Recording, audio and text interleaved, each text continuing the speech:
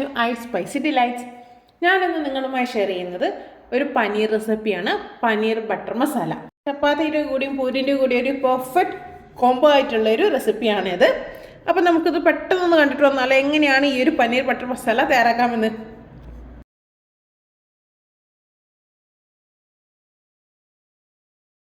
ഇതൊരു north Indian style recipe ആയതുകൊണ്ട് ഞാനിവിടെ സൺഫ്ലവർ ഓയിലാണ് യൂസ് ചെയ്തിട്ടുള്ളത്.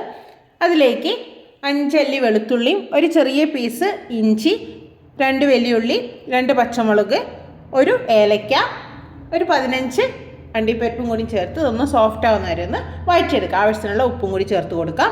ഇനി ഇതിലേക്ക് 1 ടീസ്പൂൺ മുളക് പൊടിയും 1/2 ടീസ്പൂൺ മഞ്ഞൾപ്പൊടിയും കൂടി ചേർത്ത് പച്ചമണം മറന്നു വരെ ഒന്ന് വഴറ്റിയെടുക്കാം.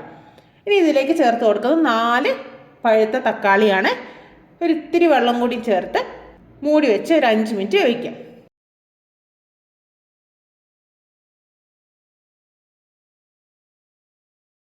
നമ്മുടെ ഈ ഒരു കൂട്ട് റെഡി ആയിട്ടുണ്ട്. ഇനി ഇതൊന്ന് തണുക്കട്ടെ. തണുത്തതിന് ശേഷം ഇത് നല്ല ഫൈൻ പേസ്റ്റായിട്ട് അരച്ചെടുക്കണം. അപ്പോൾ നല്ല ഫൈൻ പേസ്റ്റായിട്ട് ഞാൻ അരച്ചെടുത്തിട്ടുണ്ട്.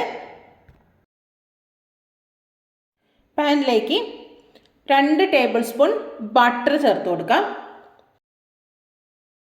ഇനി ഇതിലേക്ക് ചേർത്ത് കൊടുക്കുന്നത് ക്യൂബായി കട്ട് ചെയ്ത് വെച്ചിട്ടുള്ള പനീറാണ്. ഇത് ചെറിയ രീതിയിലൊന്ന് ഷാലോ ഫ്രൈ ചെയ്തെടുക്കാം. 1/2 ടീസ്പൂൺ ഗരം മസാലയും കൂടി ചേർത്ത് കൊടുത്ത് മിക്സ് ചെയ്തെടുക്കാം. പച്ചമുളക് ഒന്ന് മാറിയതിന് ശേഷം ഇതിലേക്ക് നമ്മൾ ഓൾറെഡി അരച്ചു വെച്ചിട്ടുള്ള മിക്സ് ചേർത്ത് കൊടുക്കാം.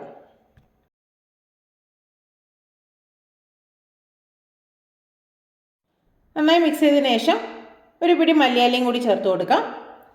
പിന്നെ ചേർത്ത് കൊടുക്കുന്നത് 1 ടീസ്പൂൺ പഞ്ചസാരയാണ്, ഓപ്ഷനിലാണ്.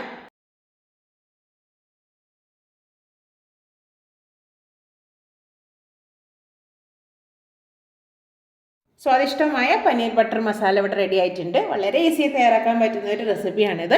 എല്ലാവരും ഇത് ട്രൈ ചെയ്ത് നോക്കുക. ട്രൈ ചെയ്ത് നോക്കിയതിന് ശേഷം നിങ്ങളുടെ ഫീഡ്ബാക്കും കൂടി ഒന്ന് അറിയിക്കണേ. വീഡിയോ ഇഷ്ടമായ ലൈക്ക് ചെയ്യാനും അതുപോലെ മാക്സിമം ഷെയർ ചെയ്തും കൂടി സപ്പോർട്ട് ചെയ്യണേ. എൻ്റെ ചാനൽ ആദ്യമായി കാണുന്നവരാണെങ്കിൽ ഇതുപോലത്തെ ഈസി പീസി റെസിപ്പികൾ കിട്ടാനേ എൻ്റെ ചാനലൊന്ന് സബ്സ്ക്രൈബ് ചെയ്തോളൂ. അടുത്തൊരു വീഡിയോയിൽ പുതിയൊരു അടിപൊളി റെസിപ്പിയുമായി നമുക്ക് വീണ്ടും കാണാം. ബൈ.